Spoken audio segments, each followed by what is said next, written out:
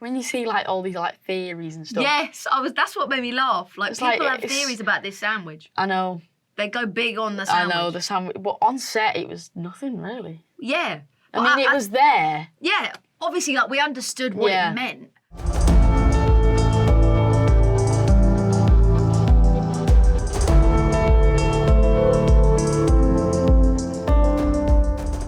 Hi, I'm Owen Cooper and I play Jamie in Adolescence. I'm Stephen Graham and I am Jack's friend. I'm Erin Doherty and I play Bryony in Adolescence. I'm Jack and I am Stephen's friend, and together we wrote and created Adolescence, and this is Variety's Making a Scene. I didn't kill her. Jamie, do you understand what death is? What? Do you understand what death is? Yeah. The process of what it was, I don't know, it just kind of went into my head somehow, and I had this possible idea of a young boy who'd been accused of a murder which he did commit, and then I knew there was only one person that could pull whatever it was out of my head, and that was you. Wow. You're awesome for saying so. Because you are, for me personally, one of the finest writers we have alive today, and you construct and deconstruct the human psyche and character beautifully. And before we started the whole thing, Phil was integral as well, hugely. Yeah. We had lots of conversations about, you know, what it meant for us growing up, and that kind of really difficult age of that adolescence age, and creating a construct of a character that I thought I needed to be in order to help me survive within the world that I was in. People are saying you're talking about this new age, these new type of boys, this new experience of what it's like with inceldom, with the manosphere and stuff. But there's also a lot of this story that's as old as time, that's about male rage, that's about male inadequacy, it's about not feeling like you fit in the world and working out how you can fit in the world. And so those experiences we were talking about ourselves. Were you nervous when you found out about the one-shot thing, or were you like... Yeah, I was terrified. Yeah. Yeah. Yeah. I mean, I kind of was. I knew that it was a one-shot thing because I'd seen Boiling Point. I'd seen them do their thing, and I wanted to know what that experience would have been. Yeah. Well, but it was nerve-wracking. But you've done something like that before. Well, I'd done like theatre, so like it's pretty much the same thing. It's like a play that's filmed. Yeah, by shooting we were fine. Yeah, like I wasn't even thinking about the one-shot thing. I wasn't thinking about the lines. I wasn't thinking about Just anything. thinking about what Phil was telling us to do. Really. Yeah, because he would give us notes individually. Like I remember, He wouldn't give you notes. Well, that's what I mean. He came up to me like separately, so he kept us separate, which I think was really clever. Yeah. Because then I would go into it not knowing what you were going to do. I know. And he'd Which made steer it us good. differently. And yeah. I didn't know what you were going to do either. Yeah. But I was always like, because it's so intensely just locking onto each other. And I just remember being like, I have no idea what he's going to do now. That's what made it good every time. Yeah, and I genuinely enjoyed it. Yeah, same. Like, part of me as Erin was excited to see what you'd do. Yeah, same. Yeah, it was fun. So it was 1 week rehearsal, 1 week rehearsal with cameras and sound and everything else, and then 1 week shoot. So we always had a 3 week. So there was sort of 2 weeks for the actors to get inside their skin. And it was extraordinary, that little room. It was, you know, that tiny little room that we're in for all that time. And there was the first, Sarah sat on the floor over there. There was Matt wandering about with his iPad, trying to work out what his shot choices were. There was Phil sitting on the floor. And then we were just watching these two find each other. And the room stank of sawdust, because they were the set for episode 1. The police set was still being built, so there was a real stench of sawdust in the air. I'm asthmatic. I was finding it very difficult to breathe. And the two of them just grew and grew and grew and grew. I think getting into character in the rehearsals was hard. Yeah, because you had a moment, I remember. Oh, yeah, I had a moment. Yeah, and you were like, because it's really intense. Like, it's a really intense subject matter, and you were being asked to be really awful to me. And I remember you just like had to like have a little breather because you struggled to like make that leap and go there. But look at what happened. Like, look at where you got to. I know. What got repeated in the rehearsals and the notes was just the scarer. They were the main things that helped me stay in Jamie a lot while we were doing it. Yeah. Like when I'm standing over you in rehearsals, I couldn't do that. Yeah. I remember Phil being like, you can go closer. And he said, don't blink as well. Oh yeah, he said that was like a power play. Don't look down. Don't look away, don't break eye contact, don't blink. And specifically with Phil, the way he worked with Owen was exceptionally unique. Yeah. That relationship was wonderful to watch. And that first week was really tough on Owen. Yeah. You know, he turned up, he had all the words down, he was ready, but he wasn't quite ready to put on Jamie's skin.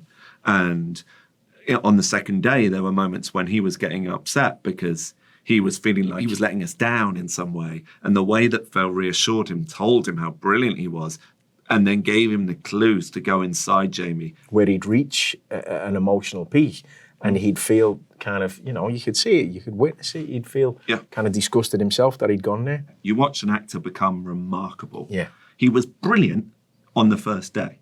And if we caught what he did on the first day, it would have been absolutely fine. It would have been fantastic. Yeah, it would have been fantastic.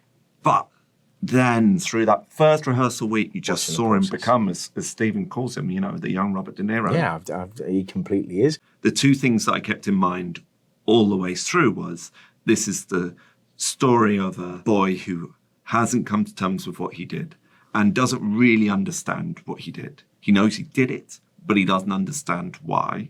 And so he's hiding a huge aspect of himself from himself because he doesn't understand it. And the second thing that's really important is he really likes her.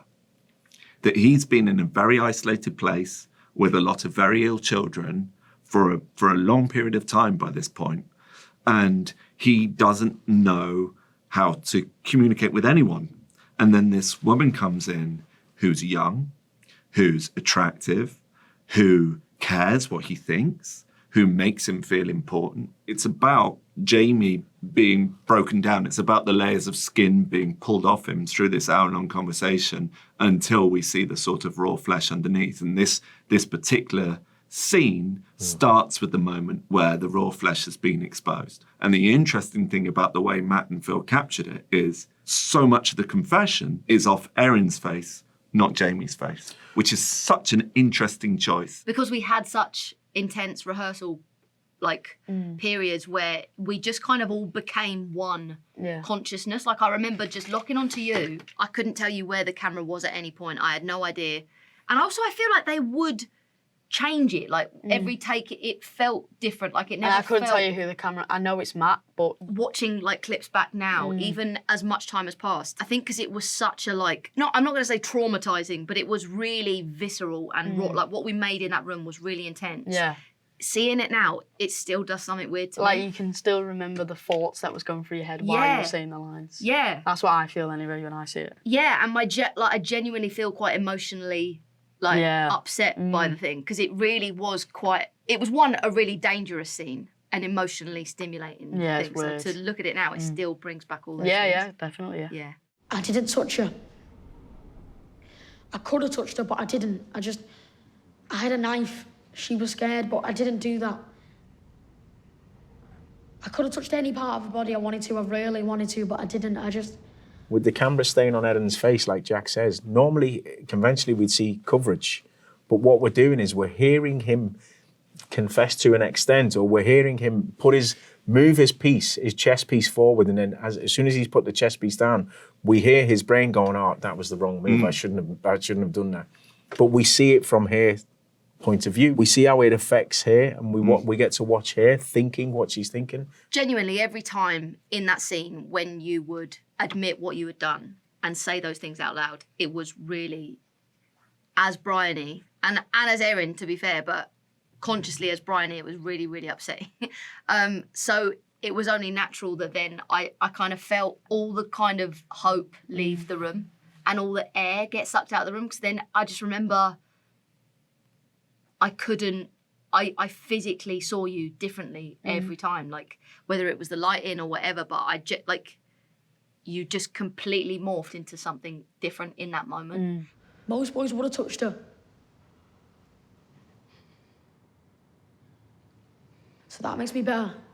I wanted Bryony to bring gifts into the room, and just simple gifts that show that she cares. The sandwich was part of the hot chocolate, and the important thing with the hot chocolate was she brought mini marshmallows with her so that he had something even more special to have. The sandwich was part of that gift of, I'm here for you. And then at the end, she was left with the sandwich wrapper and she can't touch it. That's literally the last scene direction in the whole show. She breaks down when she can't touch this sandwich wrapper because she's so horrified by what she's discovered through that hour. I don't know whether it was written in the script that he takes a bite at that point. I think probably that did come through rehearsals and comes through, okay, we need something to cover this gap and something to take us between different aspects of his personality. And almost he's looking for that reset. He's looking for his batteries to charge up again. Picking up on that, there's that being comfortable Yeah. at that particular moment. Now it can be calculated and you can think, wow, there's a serial killer or whatever you may think. Or you can think, well, he's comfortable in that space. The sandwich was good, to be fair, but when you see like all these like theories and stuff. Yes, that's what made me laugh. Like, It's people like, have theories about this sandwich. I know. They go big on the sandwich. I know, the sandwich. But on set, it was nothing really. Yeah. I mean, it was there. Yeah, obviously, like, we understood what Yeah. it meant. For me, the sandwich was more prominent when you left the room, because I had it's so weird, it's like another character. I had a moment with the sandwich at the end. The sandwich represented all my hopes for you somehow not doing this crime, and then realising that actually I have to accept and grieve over, this idealised version of you. And let go. Like, that's what the sandwich became. But when you ate the sandwich, it was just a sandwich. Yeah, but on set, I don't think we have the time to like focus on that. No, or analyse it. And we shouldn't have done. We're thinking of other things. So Yeah. It's like the sandwich was there, but it wasn't a big. Yeah. In my mind, it wasn't big. Yeah, and that's right. Like, you shouldn't have thought it was big. No. It's for the audience to make it a big deal. That whoever did kill her, they extinguished the possibility of her future life. I didn't mean to be mean about her. She just didn't like me. Listen, do you understand? Yeah, I'm not dumb.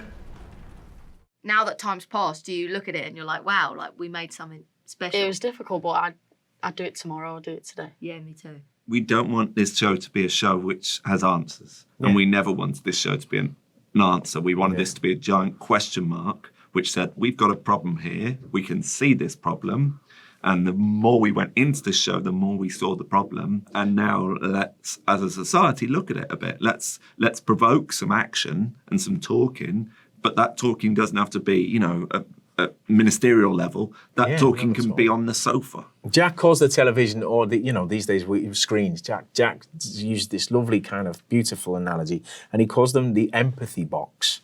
And so you have to appreciate that we can come into someone's living room and present something to them. Do you know what I mean? If we can have that opportunity, we love to hold the mirror up to society, and we're not saying anything specifically. We're just going to have a little look at this.